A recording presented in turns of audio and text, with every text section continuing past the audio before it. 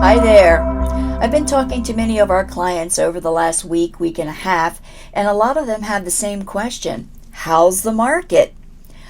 You may have the same question, so I thought I'd shoot you a quick message.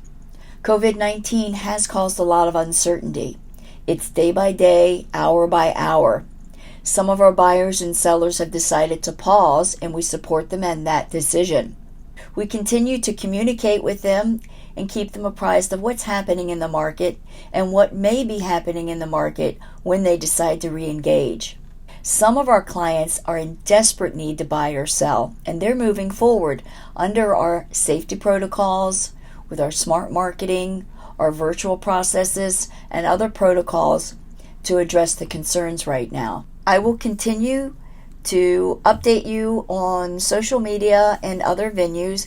However, if you have any specific questions at any time, please know that that's what I'm here for. Reach out to me. I'm happy to help, happy to answer questions. In the meantime, stay safe out there, and until we talk again, take care.